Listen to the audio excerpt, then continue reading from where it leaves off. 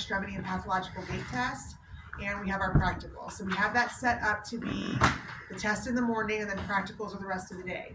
All right, so it's the only one that we can work in quite that way, but take your test, you'll have your practical, you're done. But we will have practicals going probably until 4 o'clock. So some of you will be here for a while. My suggestion for those of you that are here for a while is find somewhere to go be for a while. People that just sit here and wait tend to be such a ball of nerves by the time they come in that it's not always the best situation.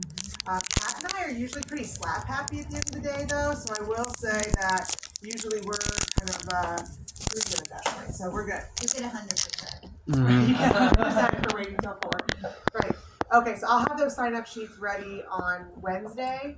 And then don't forget tomorrow we also have our kind of long traction unit. We're doing 8:30 to 12, and I'll do a couple of demos, but mostly I'm going to try to get through most of the traction that I can so that lab is just me demonstrating that because it's hard to get you all around that. So we may have something where we have a pause and we have half of you come back and watch some demos. I just don't think we can get 26 people back around those traction tables effectively, but I'll figure it out. Okay, so let's do a little review. If I am complaining of pain with squatting and going up and down stairs, and yeah, that's my main complaint. Is there a knee pathology we talked about that you're more considering as a likelihood? Squatting and going up and down stairs. That's my worst. Well, I'll just highlight. Going downstairs? Yeah, specifically? going downstairs is way worse than going upstairs. Squatting is way worse, and my pain is kind of in this area. Patellofemoral, right? So patellofemoral tends to have the pain with flexion. It tends to be much worse, plus they have the anterior knee pain. Okay, if I have a positive anterior drawer and Lockman's test, what might I be suffering? ACL tear. damage. Good. So with an ACL repair, what is one caution early afterwards? Good. No open chain terminal knee extension. That's usually considered 30 to 0. I want to make sure I keep saying that. So whether you say 0 to 30 or 30 to 0, we're saying extension is the limitation. So from 30 degrees up to 0 is the no-no. All right. How long might that be in place for? Average. 12 weeks? Yeah, up to 12 weeks even if they can't do that. True or false? You can start weight-bearing strengthening immediately following an ACL repair. True. When in doubt, ask him. You know, I'm just kidding. Well, you can't really because he had a meniscus, so then it's a different situation. But yes, so mini squats, mini lunges, those are all fine, even that first week following surgery, and that's often something that throws people for a loop. We love closed chain with ACL repair because it's stabilized. Okay? ACL. What muscle supports the function of the ACL? Hamstrings. Hamstring, beautiful. Why hamstring, Connor? Because it goes to the tibia, posterior tibia, prevents it going forward. Good. So it's pulling back, just like that anterior tibia or ACL will prevent the forward translation. What muscle then supports the function of the PCL? Quads. Quad. Where's my hand? Oh, thanks for raising your hand. Okay. I'm going to give you 4 exercises, and I want you to tell me which one would be a no following a meniscus repair. Bridging, prone knee bend, long arc quad, straight leg raise.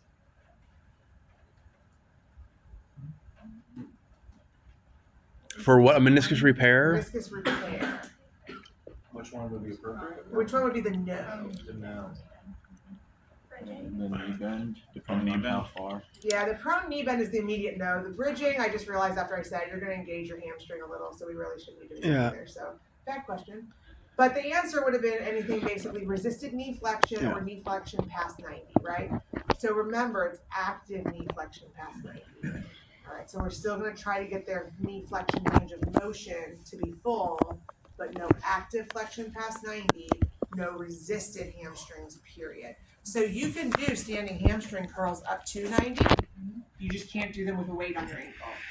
All right? Meniscectomy. True or false? You can weight bear immediately following it. True. True. Good.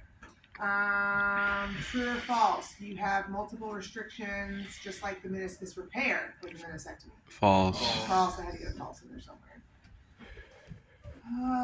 Give me something. Oh, patellofemoral. Sorry, that was a rewind. Patellofemoral.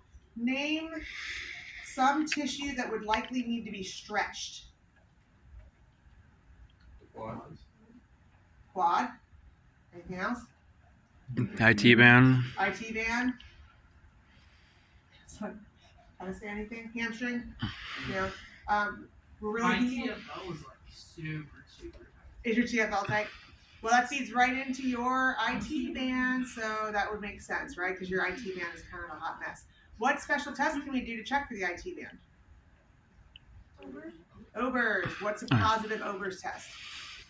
It doesn't drop below horizontal or Good. It doesn't drop Parallel. below the horizontal plane.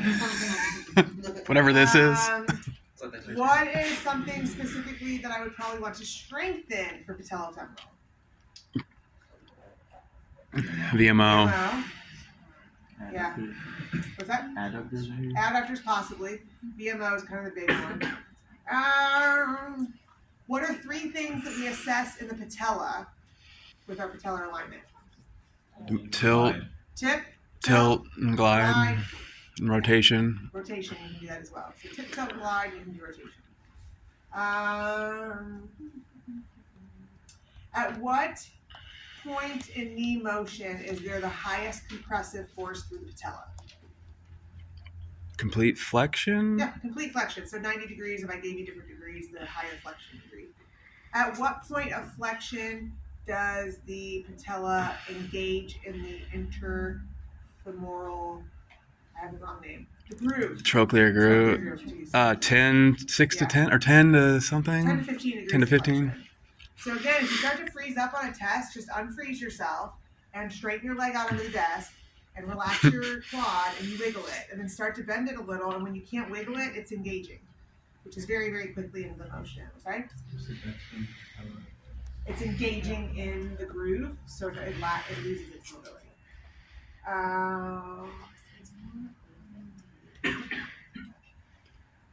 It's outside of the groove What until you is hit 10 degrees of one flexion. And then it starts in the cause groove. for trochanteric bursitis?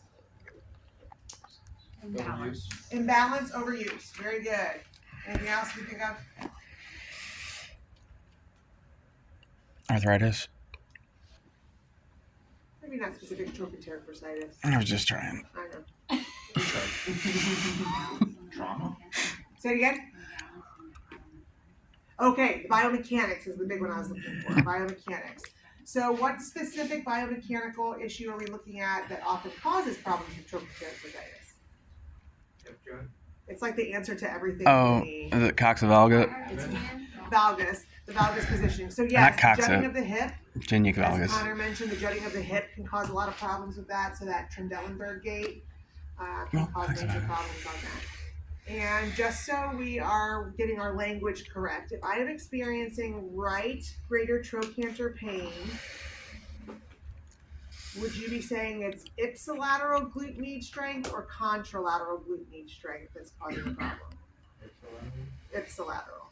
So if I'm here having right-sided trochanter pain, it's not a swing limb issue, right? It's a stance issue. So it would be weakness on the ipsilateral side that's causing the problem. Ipsilateral jut, contralateral drop, right? Okay. What is something you can do to treat trochanteric bursitis? Mobilizations Of what? of the hip joint. Potentially an anterior mob. It wasn't typically a capsular restriction that causes the problem, but Strengthening what? glute medius. Strengthening glute med, because that's going to help decrease that valgus angle. Like the foam roller over the percentage and stuff. Good. Foam roll over the IT band. Anything to release the IT band. Good. Anything else you're thinking of? Maybe a compensated lateral ligament. Okay, you might teach a compensation for now to take that slamming pressure off. Joseph, what should you be doing? You just said yours was super, super tight. TFL stretch. Yeah, some hip flexor stretching potentially to decrease that imbalance. The imbalance on trochanteric bursitis is often tight in the front, weak in the back. So you're strengthening the glute med to help with the angulation. You might even strengthen glute max to help restore a balance to those two muscles that feed into the IT band. What is FAI? Femoral acetabular impingement. Femoral acetabular impingement, and what causes that? Imbalance. Kind of the same sort of things that cause Overuse plus trochanteric imbalance. bursitis. It's just a slight different muscle group that tends to be problematic. We see a lot more tightness in the rec fem versus specifically the TFL. We might see a capsular restriction there causing that pinching, so that's where our anterior I think that's what I was joint thinking of. mode will be very beneficial, so that's good. We haven't done the foot yet, so the foot on Wednesday, all things feet. Come in and take your shoes off early. Let those pinkies air out. Okay, let's have Kat demonstrate a gait pattern, and you're going to tell me what gait pattern it is.